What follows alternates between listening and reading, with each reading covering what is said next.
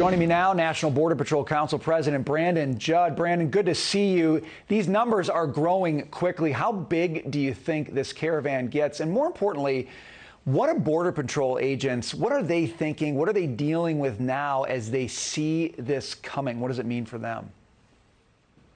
Well, because this caravan is being welcomed, you can expect it to grow even a lot larger than what it currently is. Now, as it works up through Mexico, as it gets closer to the border, you can expect it to be broken up into smaller groups.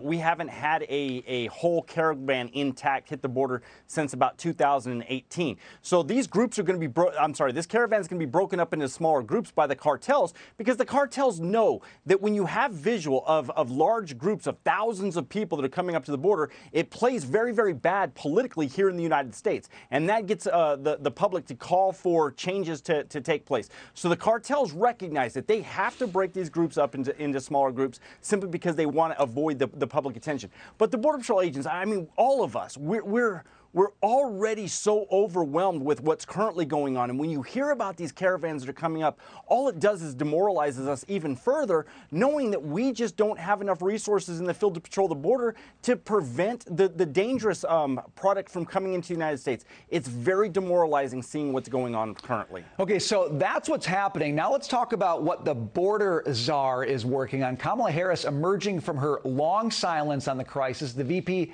announcing a pledge by a handful of corporations. Here's what they got going. Initiatives include a $700 million expansion of cellular networks by Millicom, $270 million from Visa to promote digital assets, and $110 million from Yazaki to produce auto parts in these countries. The administration will also create a $50 million youth program to address climate action, green jobs, and civic engagement in violence. You know, Brandon, so this is the border czar. This is what she is organizing right now as this 12,000 plus person caravan heads to the border. Do these things even make a shred of a difference?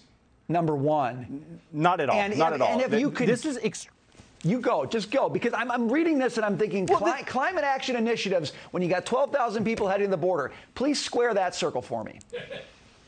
This is extremely disappointing. This is the type of political rhetoric that we get from this administration. We know that we cannot control what happens in other countries. It doesn't matter how much money is invested in other countries. If those governments do not actually put that money to use, it doesn't matter. People are going to continue to come. What we can control is what's happening right here on our borders. We can implement policies right here on our borders that will help control this. We've done it in the past. We've seen exactly how it works. But this administration only caters to political activists within both the White House and that are embedded in DHS. And that's the problem that we have today. They do not want to solve this problem right here in our own country. They want to use political rhetoric that just doesn't work and has never proven to work in the past. Well, and to your point, not just political rhetoric, but diverting attention. There are Border Patrol agents who need help.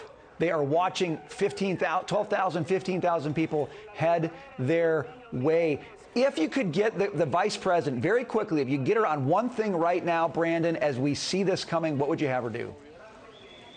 Hold people in custody. Get rid of the catch and release. Get rid of that magnet that draws so many people to cross our borders illegally. The moment she does that, this problem goes away. It's been proven time and time again. Brandon, always appreciate your perspective on a very tough issue that is not getting better. It is getting worse. We'll stay on it. Thanks for being with us. Thank you, Brian.